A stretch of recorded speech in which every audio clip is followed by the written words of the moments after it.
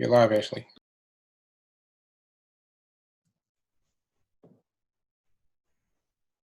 Good evening, everyone. Thank you for joining us for the Power of Prosecutors Know Before You Vote Forum, where we will discuss the power of local prosecutors in our criminal legal system and their role in fueling mass incarceration. We've come to learn that people around the country don't know much about their local prosecutors, also known as state or district attorneys. Many of us also don't realize that we each have the power to not only elect progressive candidates to these offices,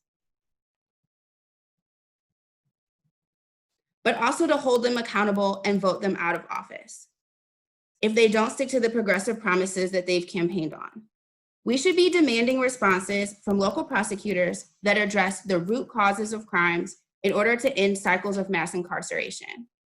Throughout the country, residents of thousands of counties will head to the polls to vote in their primary elections for sheriff and prosecutor. On August 4th, Michigan voters in Oakland and Wayne County will head to the polls to cast their votes. Because Advancement Project National Office is a 501c3 nonprofit, we cannot tell you who to vote for, but we are determined to share with you an overview of what powers the prosecutor has, what demands local communities are calling for in these races in Michigan and in others around the country, and important information about how you can register to vote, vote by mail, and vote in person this August.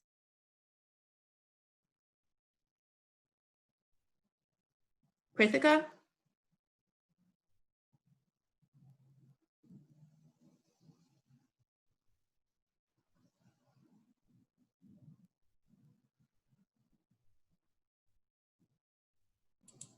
You're muted, Krithika. So much for that warm welcome, Ashley. We are so pleased to be here with some of our incredible partners, and I just want to shout them out really briefly. So we're here doing this event with Moses, Michigan ACLU of Michigan, Force Detroit, Detroit Justice Center, and members of the Players Coalition Charitable Foundation to bring you this day. We encourage you all to join us in the fight to create free and safe communities and share the information that you're going to be learning today with your family, friends, colleagues, and neighbors through social media by using the hashtag free and safe. Once again, the hashtag is free and safe. We're also going to have materials to share following today's town hall, so be sure to check out our website, advancementproject.org, and our social media feeds for more information later this week. Lastly, if time permits, and we hope it does, we will have a designated Q&A section at the end of this forum. So please drop your questions in the chat box during this event, and our awesome team who's working behind the scenes will be pinpointing questions that we'll hopefully get to answer during the Q&A. So again, we're so excited to be in conversation with all of you today. We thank you so much for tuning in. And now I'm going to transition to Duran Harmon from the Players Coalition, who is also going to share a few words of welcome. Thank you, Krithika.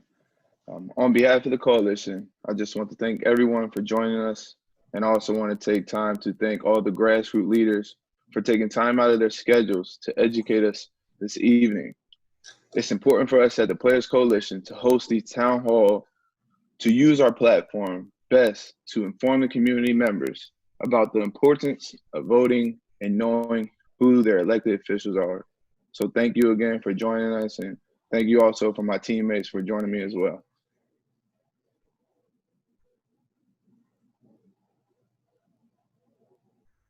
Awesome, thank you so much for that welcome, Duran. So we'd like to start today's forum by sharing a video that we think explains really well the role and power of prosecutors in our criminal legal system. So we are going to transition to that video in just a few moments. So people don't like to talk to me at dinner parties because I'm not going to talk to you about the death penalty or the war on drugs. I'm going to talk to you about things like prosecutors.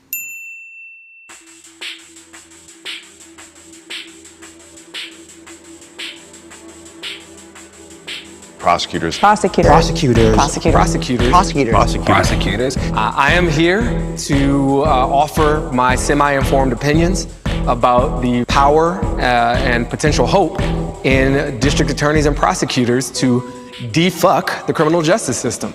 There's an acknowledgement now, because I'm a public defender, I'm on the front lines, that there's something deeply wrong with the way that our system operates. other than the general understanding of how the system works, people have a limited understanding of who the players are and what their actual roles are in the system.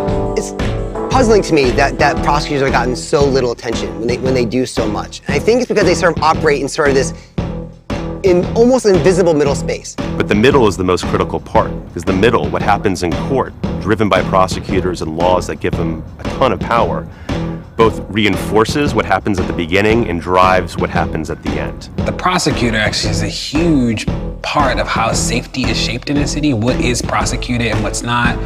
What are the recommended sentences for people? What does bail look like? The prosecutor's actually they are the leverage point there. They operate with almost unfettered discretion and have been using that discretion to drive, intentionally or not, to drive up our prison populations over the past 25, 30 years. The reality is that our justice system is overloaded. We charge people with crimes at a rate that is exponentially higher than we could ever take those cases to trial. The system, as it's designed, encourages prosecutors to seek these wins that are easily countable. You know, conviction rate.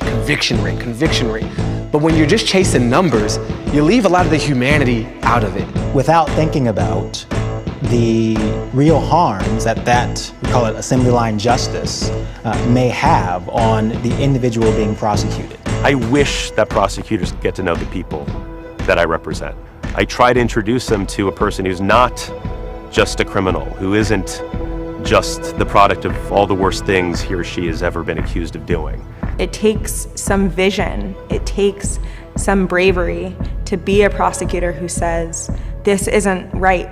This isn't how I want an office to function, and this isn't the role I want my office to be playing in the deterioration of communities. And one of the things that has been powerful over the past couple of years is that people, advocates have been informing citizens about the immense power that the district attorneys have across the country to actually change the way criminal justice looks. Prosecutors tomorrow could change the justice system if they wanted to. The prosecutor or DA has total control over reform.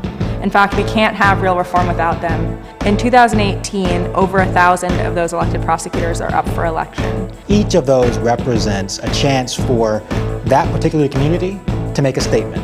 What the public wants to have happen is what the district attorney should be doing. Local DAs respond to the local electorate, and they are the only people who have any control over them. And so the way to control who's at the top is to vote. I care about voting in a democracy. I know, it's so old-fashioned.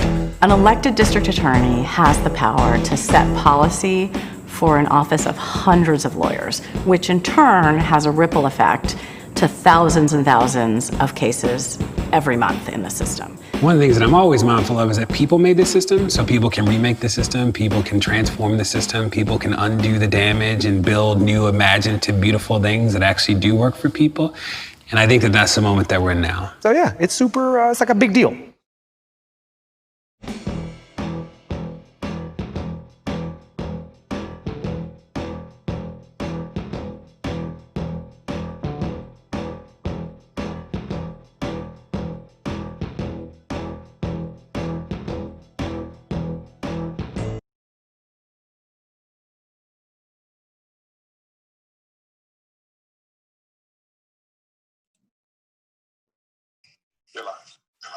We'll now be transitioning into two of our guest speakers, Pastor Scotty Jones, who's a member of Moses, and Najanava Harvey Quinn, who is with Force Detroit, who will be sharing an overview of the criminal legal landscapes in both Oakland and Wayne counties.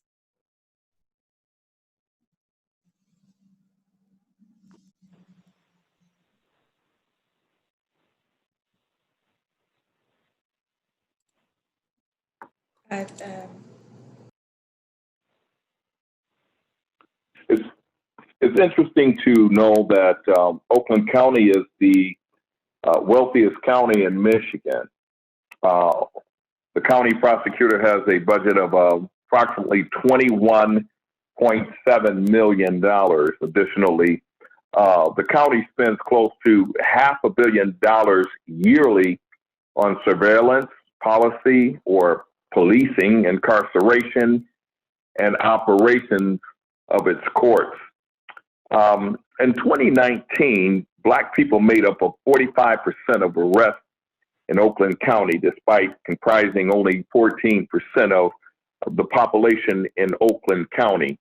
According to Vera Institute of Justice, the rate of incarceration in jail for Black people in Oakland County is over 4 times as high as that of white people. The rate of incarceration in prison is over 6 times as high for Black people in Oakland County as white people. Many people who find themselves encountering the criminal legal system in Oakland County are there for an alleged driving offense, like driving without a car insurance or having expired license plates. Detroit Justice Center produced Highway Robbery, a report that details the impact of policing on expanding segregation and incarceration in Metro Detroit area. For example, in Oakland County, data shows that non-white people are arrested at disproportionate rates in every single judicial district. On August the 4th, 2020, incumbent prosecutor Jessica Cooper will face off against both a Democrat and a Republican challenger in the primary, Karen McDonald, Democrat, and Lynn Goetz, Republican.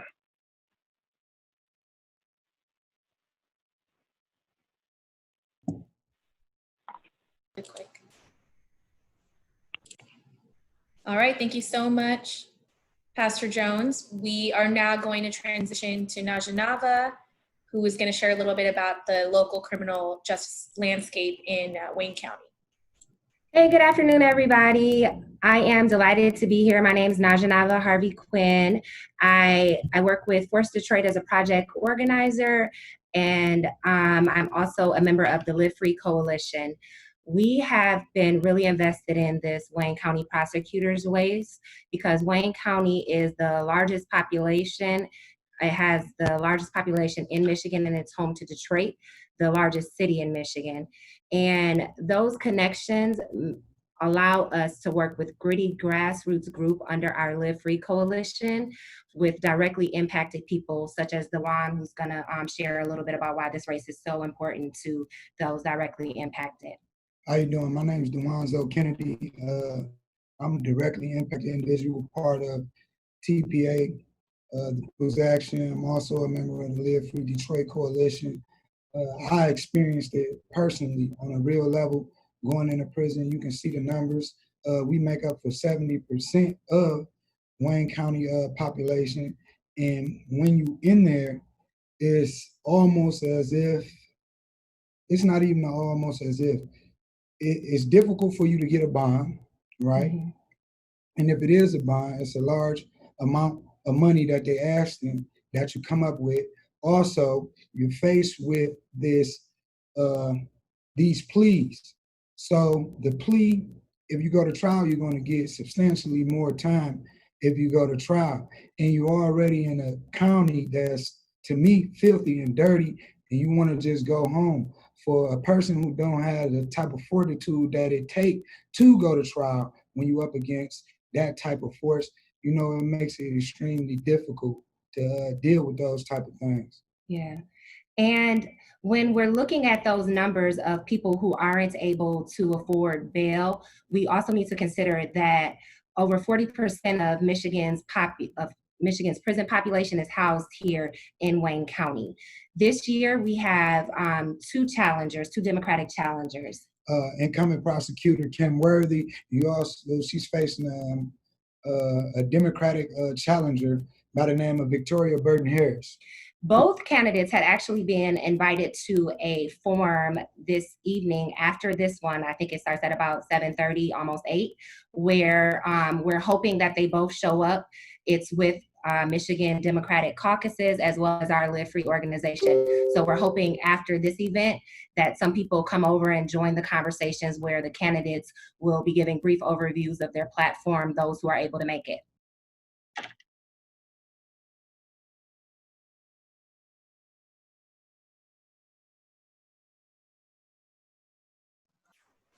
Thank you for that important information. It's important to note that Wayne County is the state of Michigan's most populous county and is home to the city of Detroit, the largest city in the state. And the Wayne County system sees one of the busiest court dockets in the country.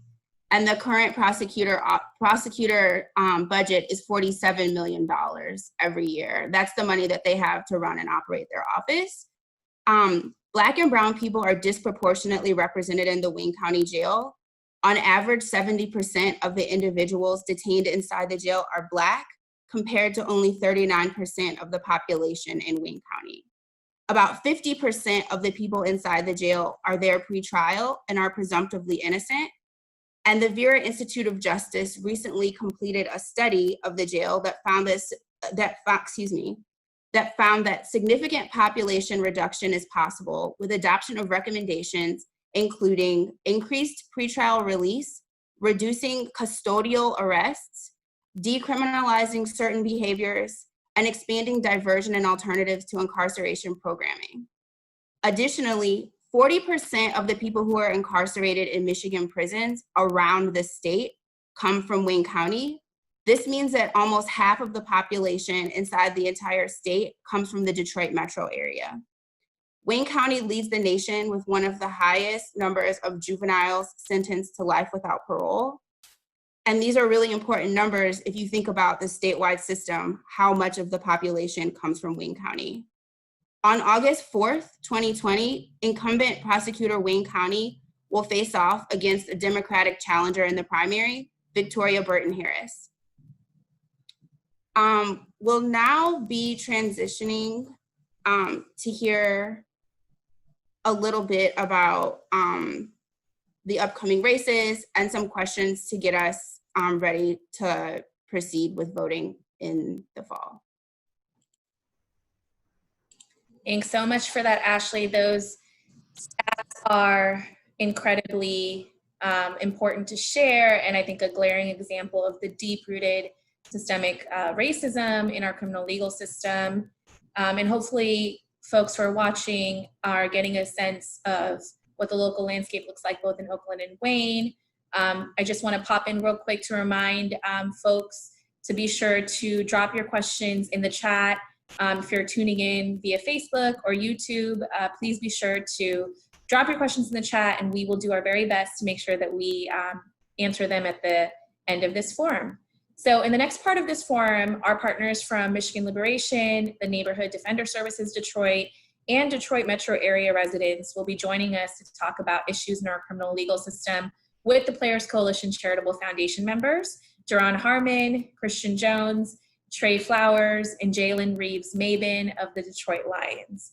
So Jaron, I'm gonna go ahead and kick it off to you to get us started with our very first question. Thank you. So my first question is for Demetrius Knuckles. Obviously you work with Michigan Liberation and you see a lot. There are a lot of ways that America's criminal punishment system targets Black, brown, and poor people. But one of the biggest is by giving prosecutors limitless power overcharging and plea bargaining decisions. How have prosecutors wielded this power to fuel mass incarceration?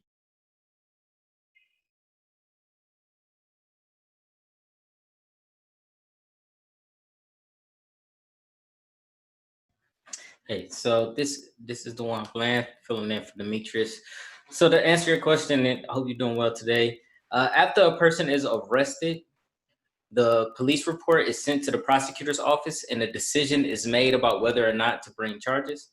So lower level charges are called misdemeanors. A misdemeanor is any crime punishable with up to 1 year of jail. A felony is a more serious charge when someone could face more than 1 year in jail or prison.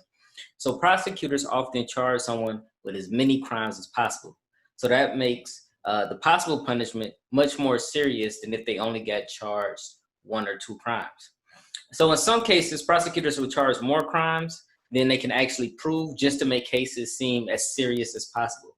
So it's not uncommon for charges to be dropped when a defense attorney or judges presses the prosecutors for factual proof of the allegations. So the type of charges someone has determines the type of plea bargains the prosecutor will offer. Now, a plea bargain is an agreement between the judge, the prosecutor, and the accused person to plead guilty and end the case. 97% of cases end in plea bargains. That means most of the time prosecutors, rather than the judges and juries, are deciding what happens in the case. So this speaks to how the system is designed for people to plead guilty rather than fighting their charges. The power to offer plea bargains gives the prosecutor enormous discretion in deciding what happens to a criminal case. So if someone has a criminal record, this can impact the type of plea that a prosecutor will offer them. And usually the punishment is more harsh.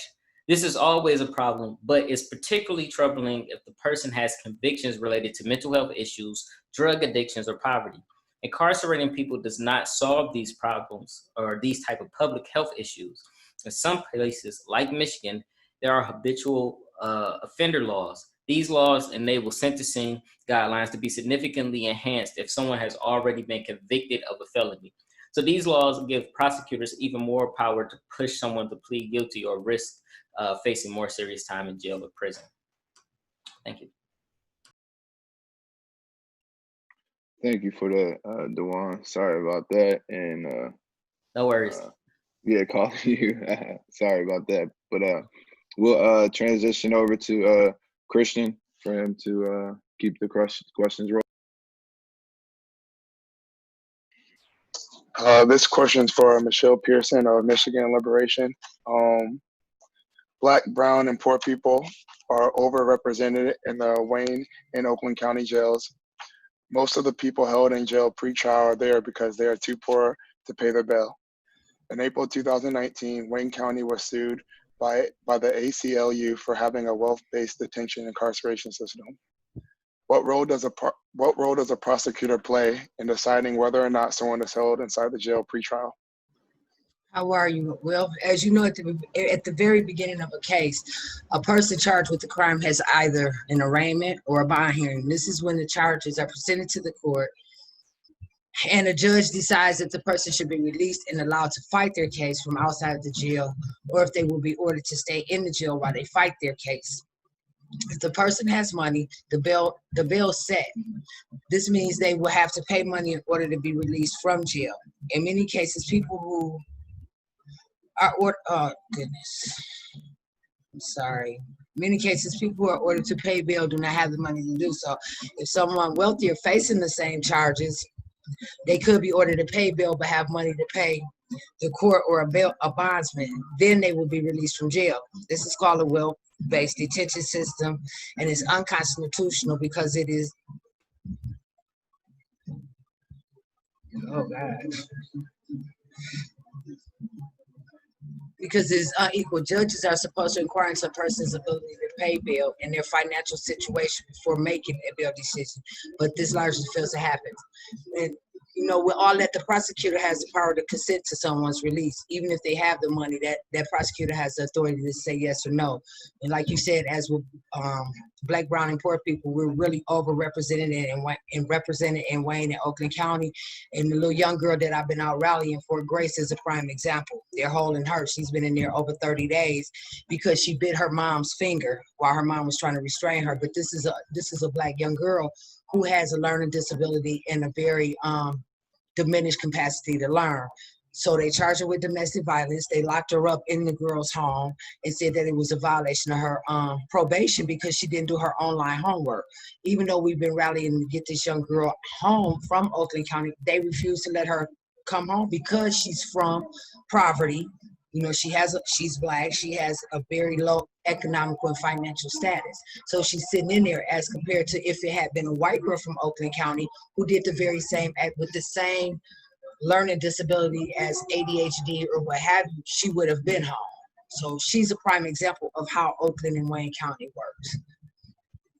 You know, I caught my case in Washtenaw County. I'm a prime example of how the court system works because I was the first 17-year-old from poverty and dysfunction to be sentenced to a life sentence. And because I was from such a dysfunctional background, if you will, I wasn't even given the chance to get a bond or a plea bargain or a bench trial. I was taken straight to trial and convicted of first-degree murder, regardless to the fact that abuse was proven. So this is how prosecutors work. They have that authority to say yes and no, and we will not accept this.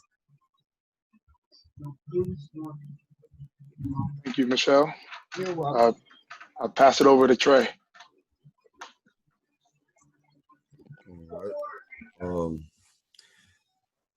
Yeah, just as Ms. Pearson stated out, my question is for Joseph Kirkendall, and as Ms. Pearson stated out about the young female Grace, it's been outraged over the last week. She said the story about her being incarcerated for not finishing her online homework. And, my question is just, how is that possible? And, can a prosecutor send a young minor to jail or prison? That's a great question. A prosecutor can recommend that a young person be sent to jail or prison, and a judge can agree to it, unfortunately. Until very recently, 17-year-olds could be automatically charged as adults.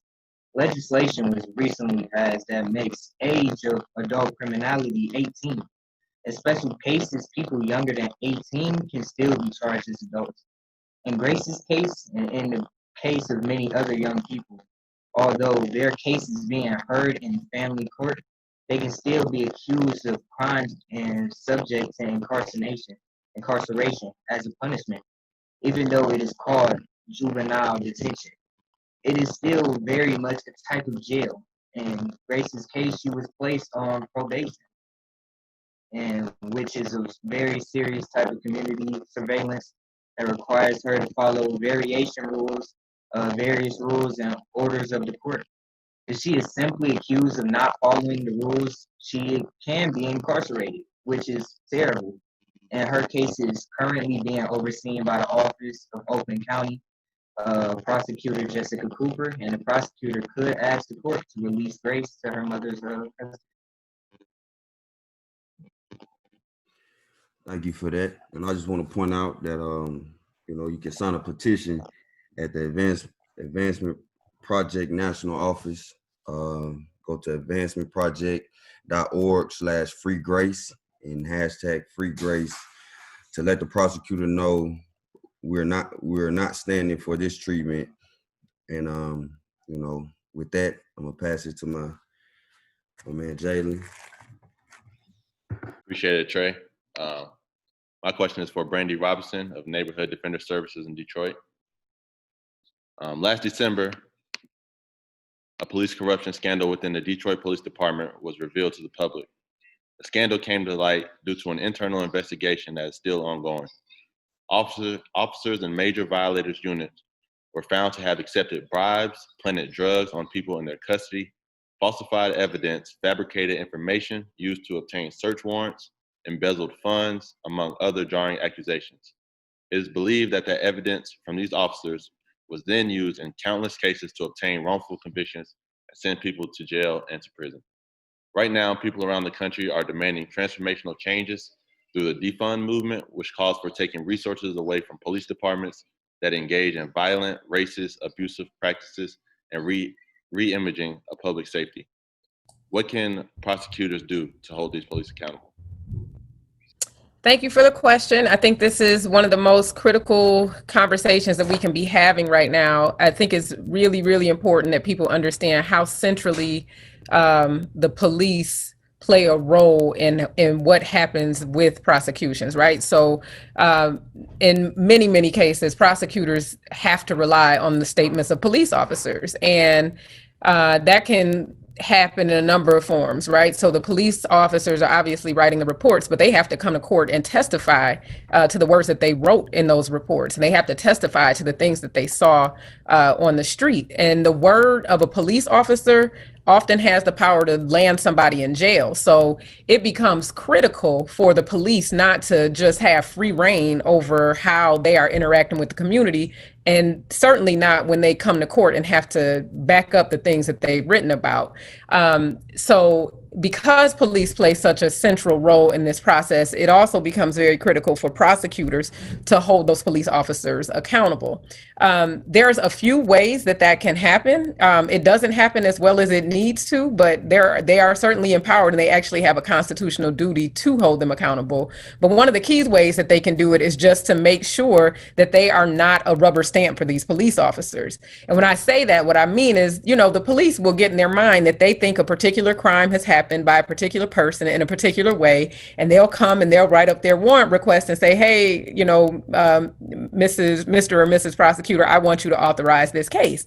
And a good prosecutor takes that role seriously and will be scrutinizing. They will make sure that the things that the officer have written make sense, that they're not internally inconsistent, and they're going to take that officer, and they should be taking the officer's word and their description of what happened and comparing it against other evidence in the case, right? So it should never just be based on the word of an officer. They should be looking to see, what do the other witnesses say? Is there surveillance video that they can review? And does that surveillance video, once they review it, corroborate what this officer said happened? Let me pull that officer's body worn camera and see if the way the police officer said this happened is actually supported by the information that comes across on that body worn camera. Maybe I need to be talking to the witnesses myself if I'm the prosecutor. Maybe I need to be asking those officers questions about what they've written. And again, if I'm doing my job and I'm not them for that process of making sure that the evidence is really borne out, not just by what the officer says, but by the other information in the case, that is really one of the key ways and one of the most important ways that they can hold officers accountable. And look, if things don't add up, those prosecutors need to be courageous and understand their role in the system and be fearless about dismissing those cases, right? There should not be prosecutors in this system that just allow cases to get made by officers who are questionable, whose words don't match up with the evidence. And then that whole charge goes forward against somebody whose freedom is in jeopardy, right? So one of the first things they can do is make sure that there is additional evidence to corroborate the police version of events. There's another thing that prosecutors really have a responsibility to do, and that is to disclose information that tends to show that the person accused of the crime is actually not guilty. And that's called exculpatory evidence. There's a whole line of really helpful Supreme Court case law that requires them, as a matter of the Constitution, to share that information with the defense counsel and with the defendant, because what that enables a person who is accused of a crime to do is to take the information that points towards their innocence and actually be able to investigate and follow up on it and actually maybe prove that they are not the right person or that they're not being prosecuted for the right crime. And so when prosecutors, again, when they're ethical, when they are not just taking the words of the officers, when they're following the mandates of Supreme Court case law, they really should be searching for this exculpatory information, making sure that their officers are not hiding information, and then disclosing that information to the defense. And so that is another really critical part of the process. And again, when you are in a jurisdiction that has a prosecutor who takes that role seriously, you should see fewer things like wrongful convictions. You should see, fewer cases of, people who have had to fight for years pre-trial only to be exonerated because there was some late revelation in a case, right? So that's another piece of it. Another thing that prosecutors can do is to basically just accept that when they are presented with evidence that they're dealing with an officer who is shady, who is unethical, they're just not going to rely on the word of those officers. And that does not always happen. Michigan, well, let me not say specifically, but there are prosecutors in jurisdictions who are very transparent and on a regular basis releasing information to the community about officers who have problems with their credibility. And those problems with credibility could come from a number of sources, right? Sometimes prosecutors, again, they are aware because of their investigation that there are certain police officers who, will make a report and then that report doesn't line up with the evidence. If you know that there's an officer who has a habit of that, that should be a red flag to you that maybe this officer isn't reliable, and maybe you shouldn't accept any warrants from that officer, or maybe you should flag that for the defense. Again, maybe those officers are going to be on that bad cop list because they have been reprimanded internally for conduct that relates to their truthfulness or their honesty. So maybe these are police officers who falsify their time cards, or maybe they're improperly using lien to run background checks on behalf of family members or friends. Maybe these are police officers who we know have been found to be unethical or to be incredible by a court, right? So sometimes defense attorneys will file motions and catch officers up in their lies. And there are judges who will, again, when they're acting courageously and they're carefully considering the evidence, they will agree with the defense. And they'll say, you know what, this officer was not being truthful. And once that specific finding of untruthfulness has been made, that should be somewhere on a list that is publicly available to the defense bar, to the public, so we can know who these officers are. Because if these officers are, it will enable us to do better investigations to make sure that our clients are not convicted based on the words of these shady officers.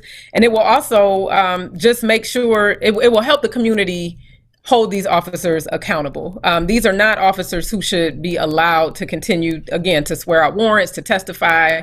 Maybe they need to be taken off of the, maybe they need to be taken out of circulation altogether and put in a different, just put on a different assignment. They shouldn't have the opportunity to interact with the police. The last thing I would say is that the prosecutor's role is to do justice. It's not supposed to be about winning.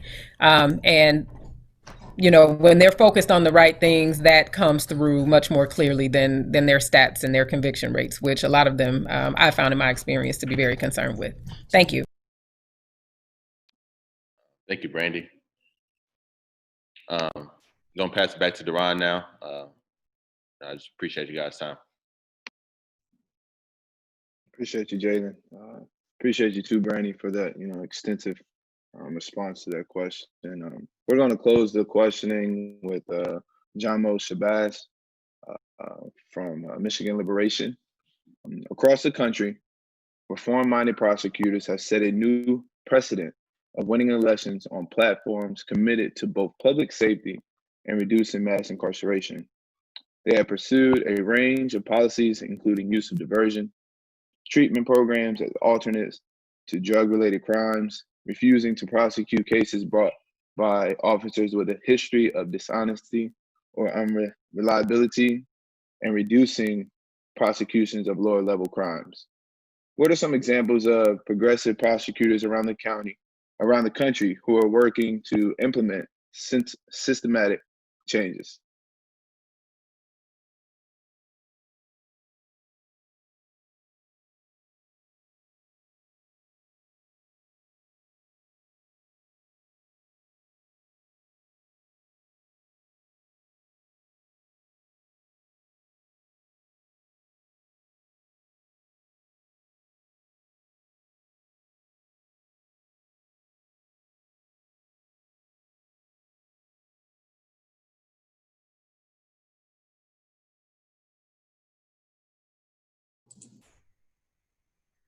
So it looks like we're having some technical difficulties, but we are going to work to get them resolved.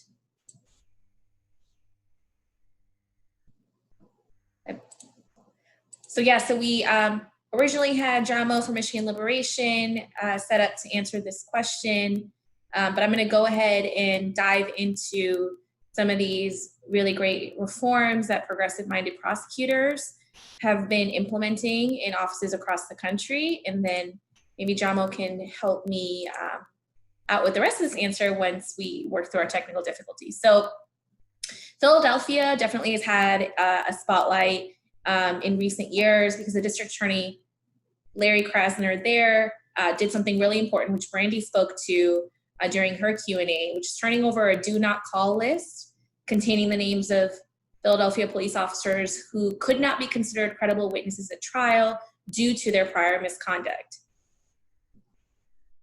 And as Brandy alluded to earlier, this is so simple, but so important for prosecutors to do, is to not rely on or use dirty cops to prove their cases and prove up their charges. These are cops who have a known record and history of not just misconduct, but lying, and cannot be believed on stand.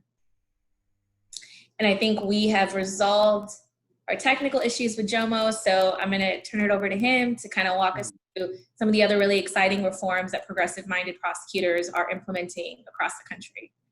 Right, I apologize, technical difficulties. But as I was saying earlier, even in San Francisco, the district attorney introduced a new bailing policy that forbid prosecuting his office from requesting money bail under any circumstances. That's a great example of progressive prosecutors in our country. Kim Fox, the state attorney in Chicago, has declined to prosecute misdemeanor cases, traffic offenses, failed to pay tickets and fines. And in Michigan, people accused of traffic offenses, including failure to have insurance, making up significant proportion of the jail population around the state, ending the practicing of jailing people charged with traffic offenses could significantly reduce jail population in Michigan. Another example, further, Fox have declined to prosecute low-level shopping offenses and low-level drug offenses, and instead diverts people to treatment programs, which is great. Prosecutors have power to decriminalize by simply not charging people accused of low-level offense, sex workers, children engaged in adolescent behavior, and people who suffer from mental health issues and who would be better served with community treatment option. It is imperative that prosecutors remember that each case, each victim, each defendant are unique and require carefully consideration. Finally, prosecutors work for the people. We can demand increased transparency meeting where citizens can and ask questions, learn about the way that the prosecutor's office conduct business. They should be created spaces for individuals and survivors of harm to provide feedback and to determine how they want to be handled. Thank you very much this evening.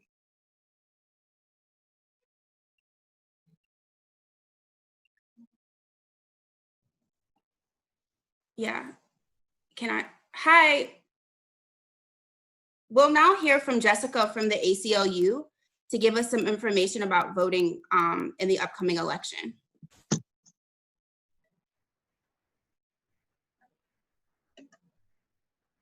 Fantastic. Thank you so much, Ashley. As Ashley said, my name is Jessica Abe, and I am with the ACLU of Michigan. And with just under 2 weeks to go before the August primary election, we want to make sure that you have all of the information you need to get out and vote on August 4th. So before we dig into the nitty-gritty of your voting rights, I want everyone to grab a pen or your phone and mark down this website, michiganvoting.org. Again, that's michiganvoting.org.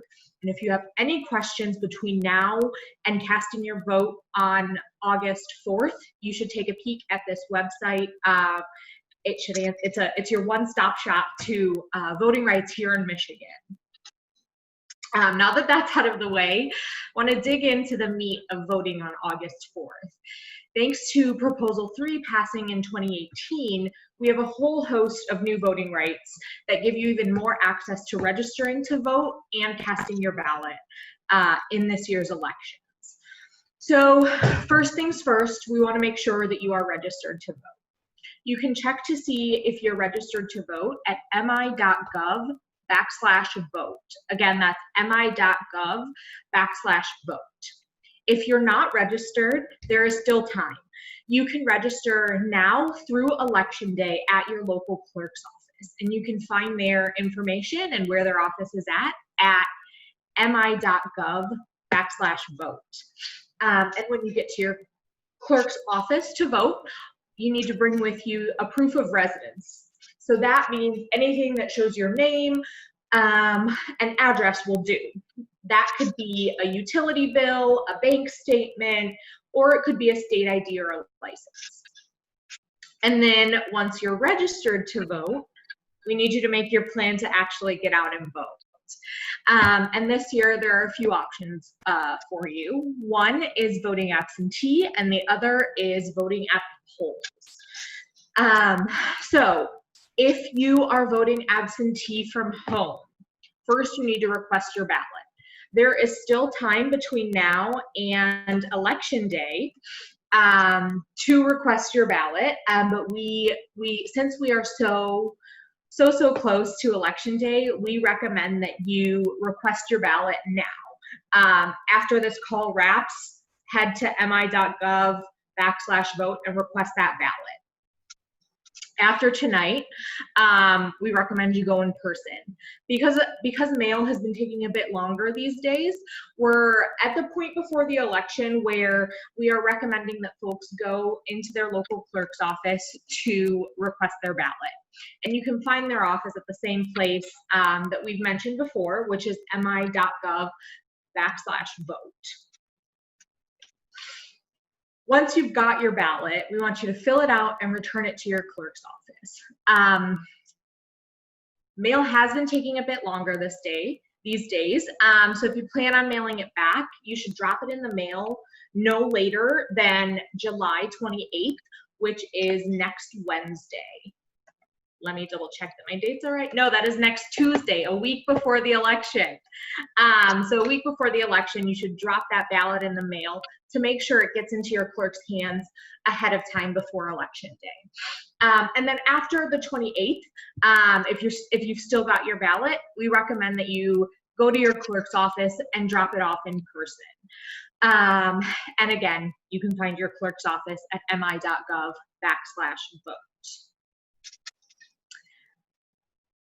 Your absentee ballot has to be received by your clerk by 8 p.m. on Election Day. And so we really encourage you to make a plan to vote that includes returning your ballot in time to be counted. And candidly, we would love to have you turn in those ballots as soon as possible. If you've already voted and are hanging onto your ballot, get it into your clerk's office, drop it in the mail, and make sure that your voice is heard on August 4th. Other option, voting in person. Unlike other years, there are actually a few options this year for voting in person. So first things first, you can vote in person at your clerk's office by absentee ballot. And you can do that between now and 5 p.m. on August 3rd, which is the Monday before Election Day. Again, you can find your clerk's office at everyone's favorite website, mi.gov/vote. And you can check their hours and see when they're open. And when you arrive, let them know that you're there to vote by absentee ballot in person, and they'll help you through that process.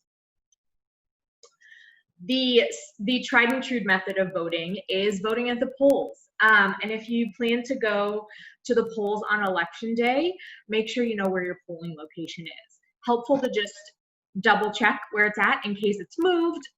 Last election, I was standing in the wrong line and it was actually across the cafeteria where I vote. So always helpful to just double check where your polling location is and what your precinct number is. And you can check that at mi.gov/vote. But once you've got your polling location, remember that polls are open from 7 a.m. to 8 p.m. on Tuesday, August 4th. If you are in line at 8 p.m. on Election Day, you are entitled to vote. So if there is a long line at your polling location and it is at 8 p.m., please don't leave the line and make sure that your voice is heard. And of course, we want you to practice social distancing and good public health measures. So wear a mask. If you've got hand sanitizer, bring that with you and make sure you're not standing too close to anyone. And then, just to close out, I gave a lot of information and I want to just redirect some folks to a few important sites. The first is, again, michiganvoting.org, which is really your one-stop shop for all things voting rights. You can send that to friends and get them up to speed as well. The second is mi.gov/vote, which I'm sure is burned into your brains at this point. But this is where you can check your registration status. You can find your clerk's office and you can find your polling place. But we also want to make sure that you all have you have the tools at your disposal to report any issues you see as you are voting between now and election day. And so if you run into issues at the polls or voting absentee, we want to hear from you, and we want to hear about it so that we can try and fix it. So you can email us at questions@michiganvoting.org or call the number 866-OUR-VOTE, and someone will work to address those issues ahead of election day. Again, that email is questions@michiganvoting.org, or you can call 866-OUR-VOTE. Thank you so much.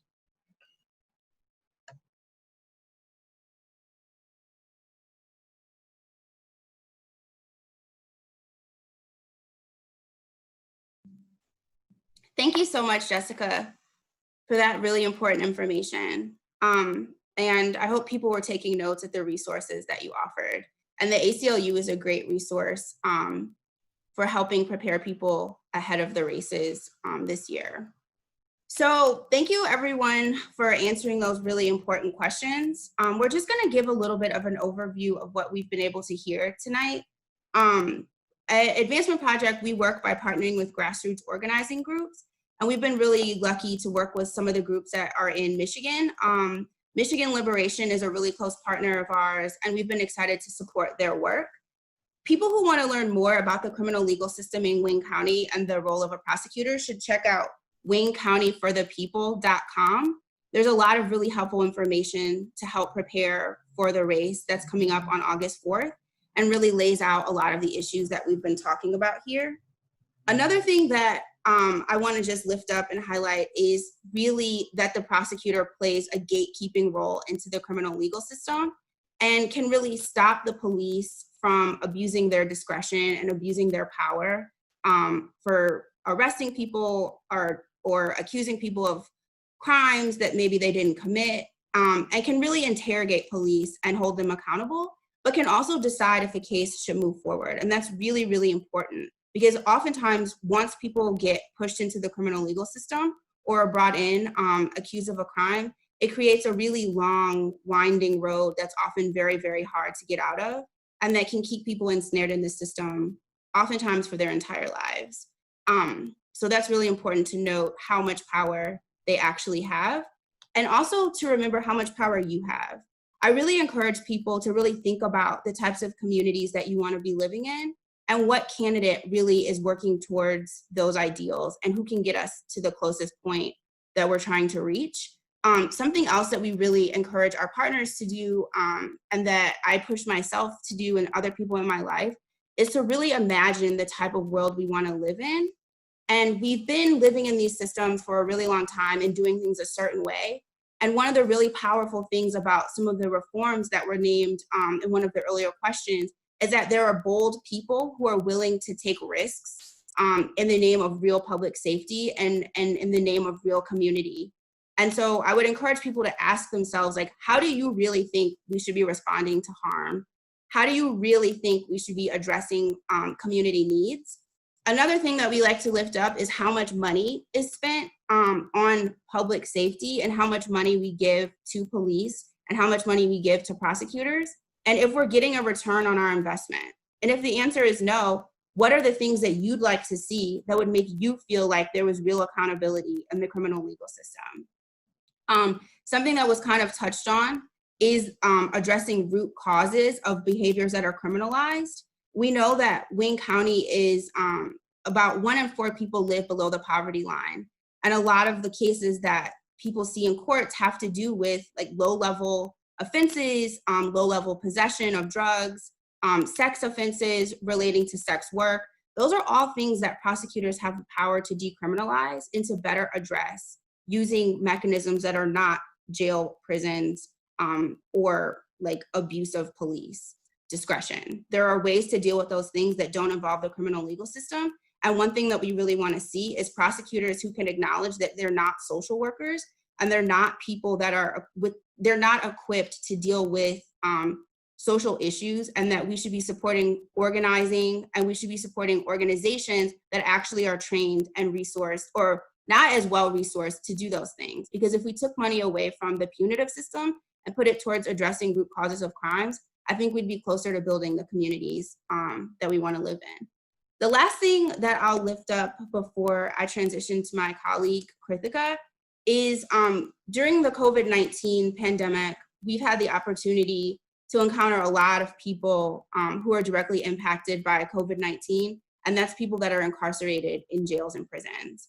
And in Wayne County, I've been really fortunate to work with a group of lawyers, including Detroit Justice Center, to sue the Wayne County Jail, because it's our position that they were failing to provide adequate protection for people inside during this crisis. And so we really want to lift up what's happening inside of jails and prisons around the country during this pandemic.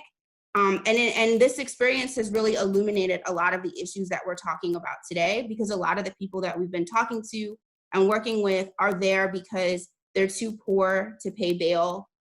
They're involved in criminal behavior that a prosecutor decided they should be incarcerated for. And so by suing the jail, it's illuminated a lot of issues. It's illuminated the abuse of discretion. It's illuminated the way that we treat incarcerated people, which is far below any constitutional standard, and frankly, below any standard that we should be treating human beings in our society. And it's also showed the value of having a great defense attorney. We're really grateful to have Brandy with us, who's with NDS Detroit, which is Wayne County's new public defender office that's really helping to raise the standard of indigent defense, both in Wayne County and around the state.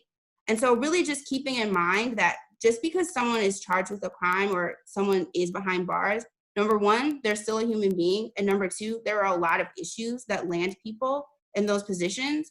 And we shouldn't just be relying on incarceration to deal with all of our social problems and social issues. So really think about what type of society you want to live in when voting for a prosecutor, because as you've heard today, they control a lot of power and they control a lot of what happens to our most marginalized citizens. Because also, most people behind bars are Black, brown, and poor. And so making sure that we're acknowledging the way that our society oppresses people and trying to put a stop to that oppression by disrupting mass incarceration. Thank you so much, Ashley, for that incredible summary of some of the really key points that we got out of today's forum, and just lifting up a lot of the pervasive issues that we see in our criminal punishment system. And I think, when it comes to the role that prosecutors have in this system, they really are one of the most powerful actors. And there are so many kind of simple common sense things that they can start implementing right away to interrupt the cycle of mass incarceration, right? So I just want to quickly walk through some easy common sense things that progressive-minded prosecutors can do once they're elected to office. So one of the first things is they can make diversion the default, right? So there are already well-designed programs that divert people from jail or prison or from the justice system entirely that can conserve resources. It can help reduce reoffending, and it can also diminish so many of the collateral harms of criminal prosecution that we see, especially when it comes to folks being held pre-trial, where even a short amount of days spent in jail can result in loss of employment, loss of housing, and can really interrupt kind of the family dynamic if the person being jailed is a primary caregiver or the caretaker of, a sick family member or a loved one. So that can be kind of an easy framework to implement day one, is let's make diversion the default rather than incarceration the default. Another thing that prosecutors can do is refrain from using cash bail, right? Ending the practice of cash bail. It is really grotesque and horrific that people in this country have to buy their freedom, and those who are released pre-trial are those who have the resources to post that money bond and to pay to get out of jail. And that shouldn't be the standard, and that shouldn't be the framework within which we operate. Prosecutors can look at mental illness and drug addiction as public health issues instead of public safety issues, and encourage treatment rather than criminalization of these issues. The other thing they can do is, as we heard today from so many of our guest speakers, is charge with restraint, but also make sure that they're actually employing the process of plea bargains fairly. 97% of criminal cases end with a plea bargain, with the accused person pleading guilty. And to induce defendants to plead guilty, prosecutors often threaten defendants with more serious charges and harsher sentences if they take their case to court and are convicted. And I just want folks to sit with that for a minute, right? So the penalty for deciding that you want to fight to prove your innocence, or that you want to fight and take your case to trial, is to be presented with more serious charges, and a criminal system that actually makes it easier to plead guilty than to fight to prove your innocence is not the type of system we want, right? It's incredibly biased, and it's fundamentally flawed. The other thing that prosecutors can start doing, and especially in Michigan, is treat kids like kids. It is unconscionable that Judge Brennan decided that during an ongoing global pandemic, the best interest or best place for Grace to be right now is separated from her mother and incarcerated in a juvenile detention facility. And, that's really problematic. It's a really problematic decision by this judge, and it speaks to a lot of the, deep-rooted racial disparities in the criminal legal system and also juvenile detention system in Michigan, because Black youth and Black girls are far more likely to be detained and incarcerated than their white counterparts. But prosecutors also have a role in this, right? And the prosecutor in Grace's case had a huge role in deciding whether or not to even bring charges to begin with. So I think, it's really important for folks who are tuning in to recognize not just the scope of power that prosecutors have, but ways in which they have, because of that power, the actual ability to make tangible changes that can decrease the scope of mass incarceration, the number of people who are currently locked up, and really, push forward a new framework for how we think about public safety and what truly makes us safe. Because caging people is something we've done for hundreds of years now, and it hasn't produced the type of safety that people think it does. So it's time for us to, start thinking about a new paradigm and a new framework. So with that, I want to transition to our Q&A portion. As we promised earlier, we have been looking at the questions that you all have graciously offered in the chats, and we've pulled a couple that we think would be really good for the players and some of our guest speakers who've joined us today to share their perspective on.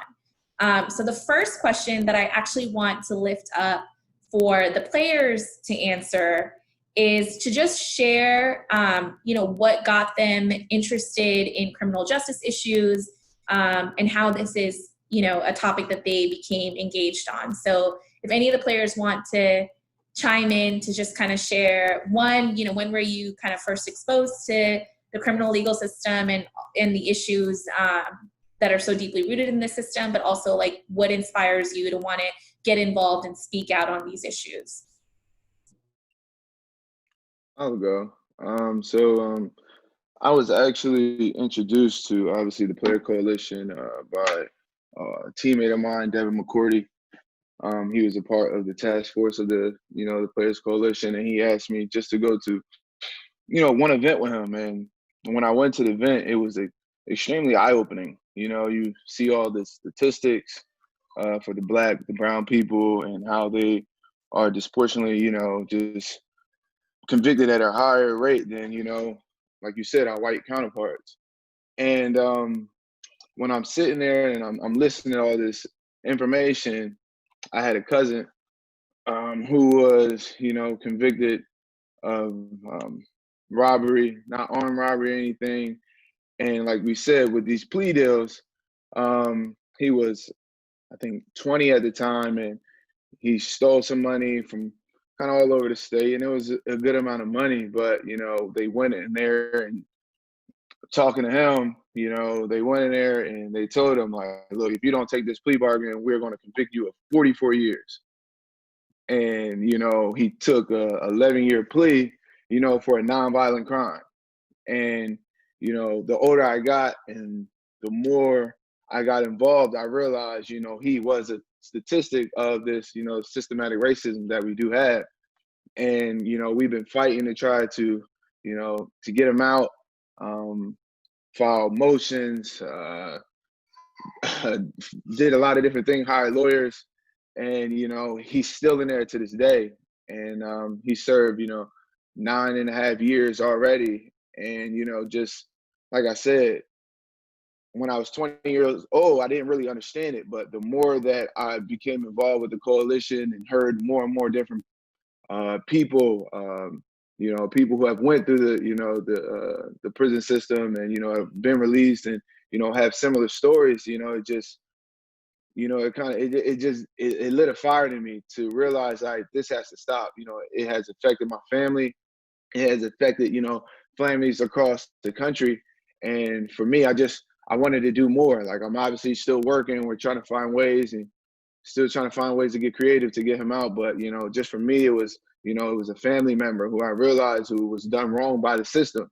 You know, we talk about it all the time. You're not even fully developed as a adult until you are 25, 26 years old. And this is stuff that he did when he was 19, you know, and 20 years old. So for them to convict him the way that they did and scare him, you know, with 44 years to make him take a plea. And we talk about the prosecutors who just want that conviction rate. They want to have that high conviction rate to continue to, you know, make themselves look good. So, like I said, it was something personal for me and something that I'm gonna continue to fight for every day that I'm alive on this earth.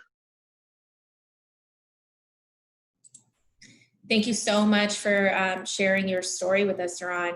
And I want to just open it up to any of the other players who want to chime in or share kind of what got you first engaged or involved around criminal justice issues. Like, why is this a cause that you support or want to support? I guess I speak. You know, I'm a guy who, you know, really invests in kids, like the youth. And, you know, I've been around the Detroit area, around my hometown, things like that, just having conversations with kids, you know, with group homes and things like that. And when you kind of see the effect that, you know, I personally haven't had a personal experience in the justice system, but when you hear stories and you understand that this kid is, you know, you got a young kid that's probably without a father, you know, without a role model, without a positive influence, and is due to being in the system, due to being unjustly, you know, incarcerated. And you know, you just see the effect from generation to generation that it has on, you know, the Black community and, you know, the community of the youth in general. So for me,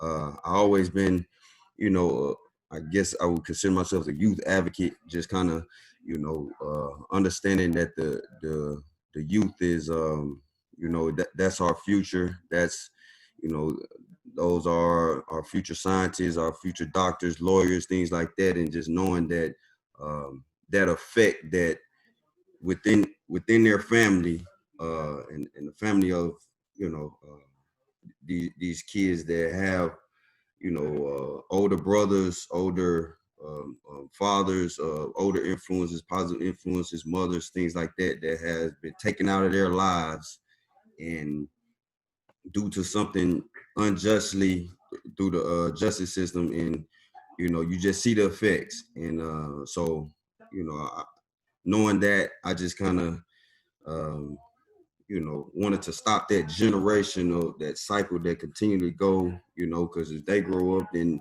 they don't have any guidance, then they grow up and they get caught up in the system and they have kids, and now they're in the system, their kids don't have fathers, don't have a figure, and now it's a cycle that continually repeats itself. So to kind of dead the cycle, well, one of the ways to kind of dead the cycle, obviously to, you know, encourage the youth, but to, you know, join a situation like this coalition, just to, you know, kind of understand the reform and trying to make some changes. And, you know, so that was my motivation to be here today.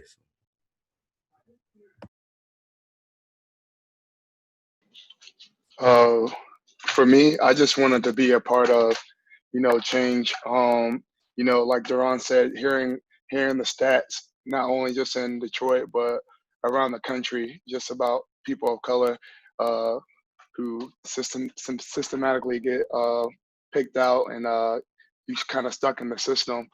And you know, it's a tragic thing. I know for me, I do some work in Detroit, in the Detroit area, and you can kind of see the effects of a lot of these kids who have parents incarcerated for, you know, who go away for just, you know, petty crimes.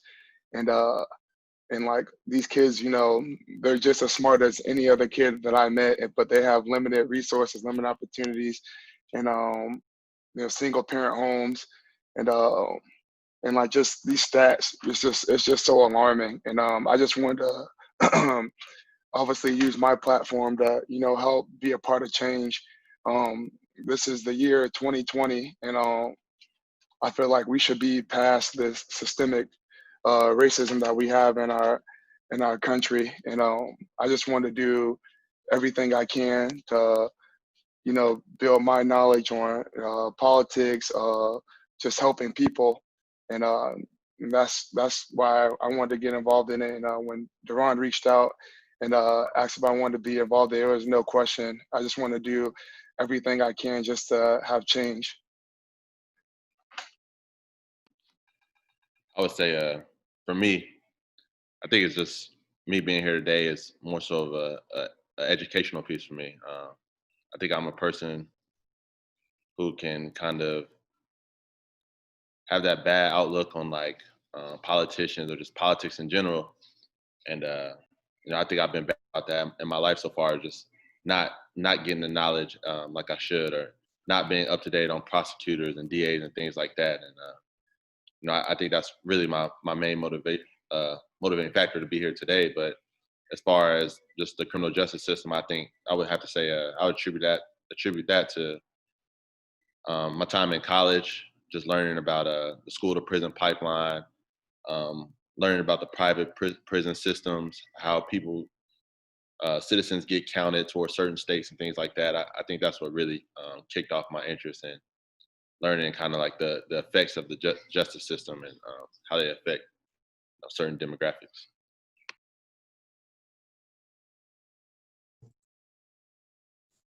All right.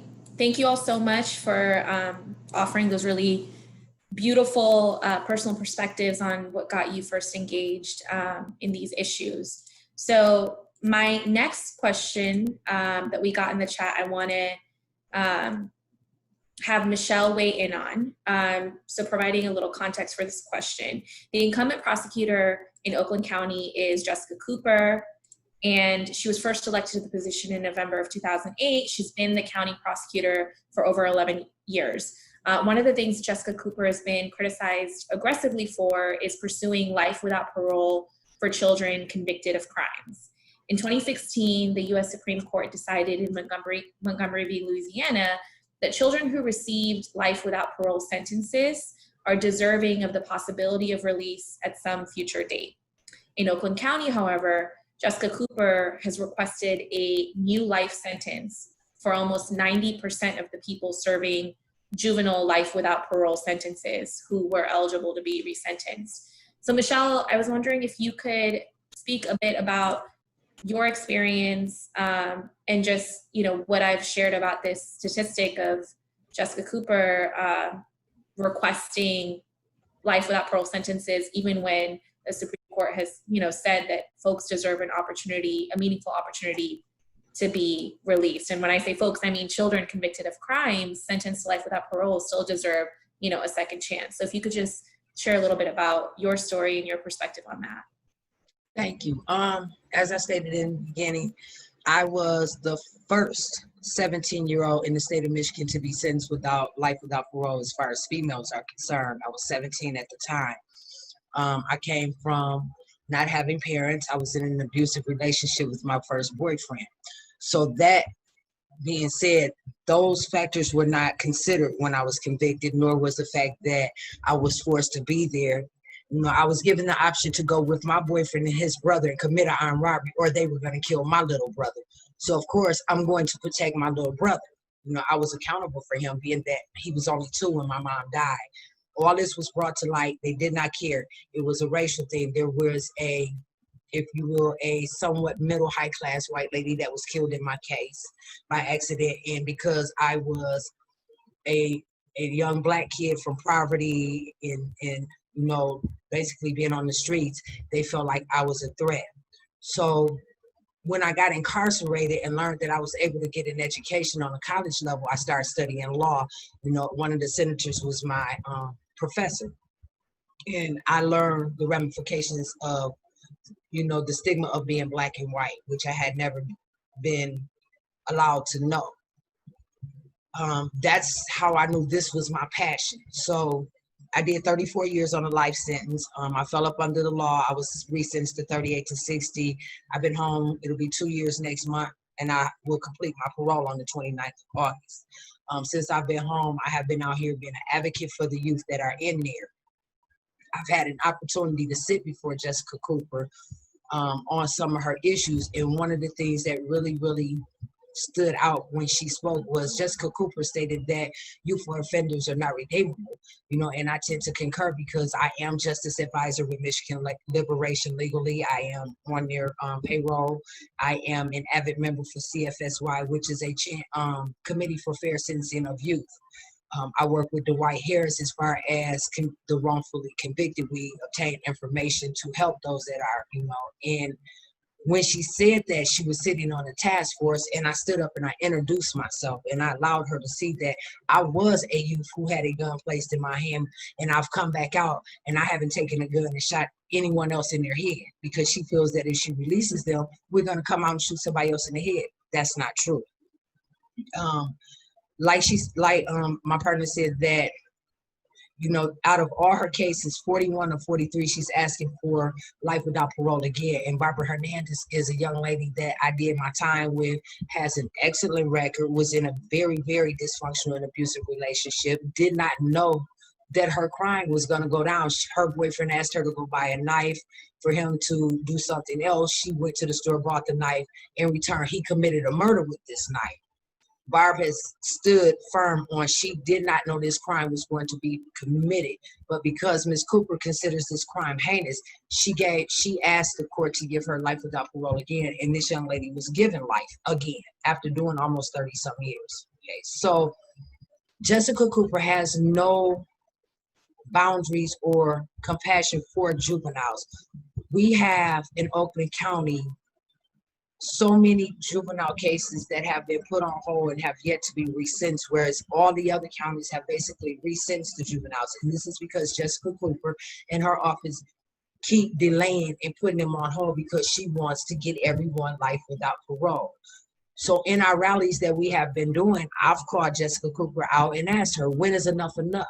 You know, in my rally with Grace, when is enough enough? Because like I said it the other day, had it been a young white girl, this girl would have been home.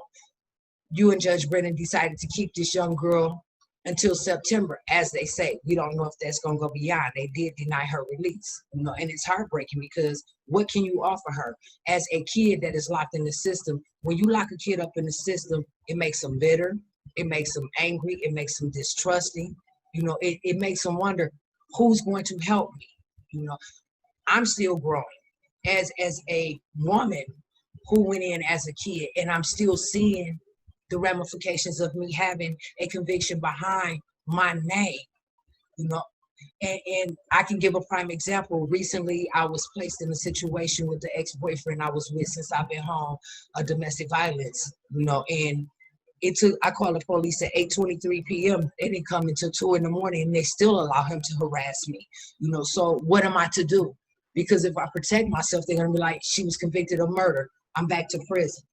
So I have to lock myself in my house because these prosecutors have the authority to hold us over our heads, whether we're in there or not, you know. And in sentencing us, they don't take into consideration that as a lifer in there, we're not allowed to take groups.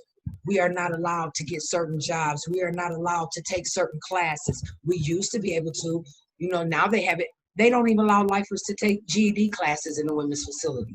So how do we stop what they're doing? We made a statement at the rally the other day. I can't out racism a zip code, and you can. And one of the zip codes is Oakland County and Wayne County. With Jessica Cooper and Kim Worthy, young Black and brown people do not have a chance unless we continue, people like you, me, Ashley, and all of us start speaking and standing together. Thank you so much, Michelle. That was beautifully said. And we are so grateful to have you here out in the community with us where you belong. And just so excited to have you as an advocate in this fight. So the last question that I want to invite Ashley and Brandy Robinson to weigh in on is a question we got from the Facebook chat. How does funding work to support public defenders, given that it seems like prosecutors receive considerable funding and support? So if you could talk a little bit just about, the funding discrepancy between what prosecutors' offices are getting versus public defenders' offices are getting, and how that's impacting the ability to provide competent, zealous, high-quality legal representation to so many poor Black and brown folk who are caught up in this system. Sure. So I can talk about the experience in Michigan, which I think is pretty common to jurisdictions across the nation. And that is this: reform has been a long time coming. I think until maybe 4 or 5 years ago, the way public defense was funded was on a local basis, meaning more county by county. It would depend on where you lived. The allocation of resources for the public defender system would very much be determined by the wealth of the community that you lived in. And so, of course, in comparison to prosecution and police budgets, the budget allocated for defending poor people accused of crime is typically very small. And I don't think Michigan is uncommon in that way. There's lots of national research that exists that shows that there's just usually a very patchwork system of making sure that people are adequately funded. And it really makes a difference because, of course, if you are accused of a crime and can't afford counsel, you still have the same needs as everybody else who is accused of a crime, right? You need to be able to investigate. You need to be able to see if the police's story really stacks up. That you may need to hire an expert. You may need a lawyer who's going to be able to spend the time to review hours and hours of jail calls or surveillance video, all sorts of evidence. And if you don't have enough resources in the system to fund those things, to allow a lawyer to work with an investigator to go find witnesses, it can really mean that you end up with people on the back end who are either wrongly convicted of crimes or even if they're convicted of a crime, they end up with sentences that are far longer than is necessary, right? And so